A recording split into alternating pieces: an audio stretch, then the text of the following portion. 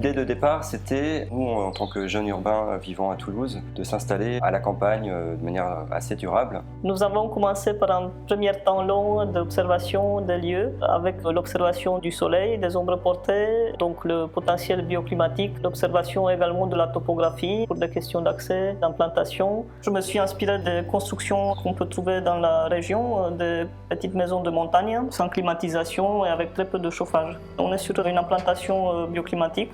Qui dit bioclimatique ne dit pas seulement capter l'énergie du soleil, mais également se protéger des intempéries et des vents dominants.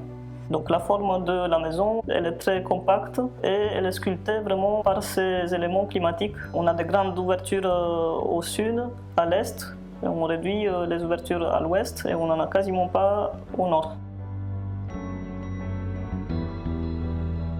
L'idée d'avoir en fait une terrasse abritée par une pergola, c'est aussi de pouvoir disposer d'un espace extérieur relativement confortable, qui a vocation aussi à être végétalisé, c'est-à-dire à pouvoir nous abriter un peu plus des vents dominants à l'ouest, mais aussi du soleil d'été. Et puis avoir un pied-à-terre à la campagne, c'est avant tout vivre dehors la plupart du temps. Du coup, ce double plateau dedans-dehors nous permet d'optimiser ce confort. On passe de l'un à l'autre avec ce système aussi de baies vitrées et de volets coulissants. On est au cœur du concept de frugalité heureuse et créative. Heureux d'avoir une surface exploitable à l'extérieur et créative dans le sens où toutes les fonctions sont modulables et adaptables.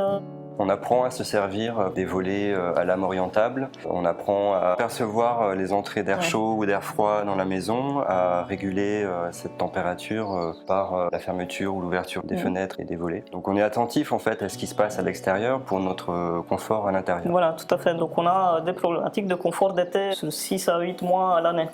Donc on a travaillé sur le concept de l'enveloppe. Qu'est-ce que je mets dans mon mur pour assurer cette fonction de confort d'été sans avoir des épaisseurs de mur trop importantes comme on peut le voir sur la paille. La solution la plus pertinente c'est l'ossature bois avec de la fibre de bois, mais on n'assure pas suffisamment le rôle d'inertie. On est obligé aujourd'hui pour avoir un mur efficace, d'associer des matières qui ont des fonctions différentes. Donc du coup, une ossature bois avec un matériau qui est un peu plus lourd, toujours isolant, mais qui s'inspire des enduits allégés. Donc le terre-chambre était la solution la plus pertinente à employer.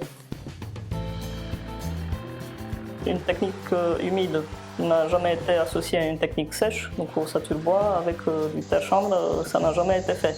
En tant qu'architecte, j'ai essayé d'apporter le maximum de garantie. Toutes les techniques employées dans la maison, donc y compris le terre-chambre, sont assurées par les assurances nationales et ont été étudiées de manière très pointue jusqu'au plan d'exécution avec un bureau d'études d'exécution structure bois et également avec les entreprises qui ont leurs propres compétences de mise en œuvre. Chaque artisan a apporté en quelque sorte leur contribution qui a permis de rassurer la maîtrise d'ouvrage dans son investissement. C'est fait pour normalement durer un petit peu, donc dans une vie c'est quand même un choix assez important, c'est même quelque chose qui est censé nous survivre.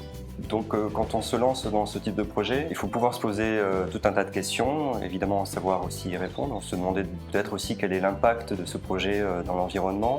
Donc faire appel en fait à un architecte ici, c'était l'évidence, mais c'était aussi un choix très cohérent et évidemment pas une question de surcoût puisque c'est aussi à travers un dialogue approfondi, nourri tout au long des étapes du chantier que nous sommes arrivés à un modèle constructif complètement inédit. On a mis l'accent sur des matériaux locaux, des artisans proches du site. On s'est fait accompagner d'une association de la Haute-Garonne, Arbres et Paysages d'Autan, qui nous ont proposé plusieurs variétés de plants très rustiques. Ce sont des jeunes plants qui pour l'instant évidemment ne sont pas à la taille de haies, mais qui vont être aussi des abris pour tout ce qui est oiseaux, biodiversité. Quand on s'assoit sur la terrasse, qu'on a en face ce piémont pyrénéen, nous avons été la plupart du temps quand même assez chanceux, donc plutôt baignés de soleil, ou avec une petite brume qui descend sur la vallée. On s'est progressivement intégré dans ce paysage. Ce bois, ce bardage extérieur va vieillir, va griser un petit peu, mais il n'en sera que plus intégré au paysage.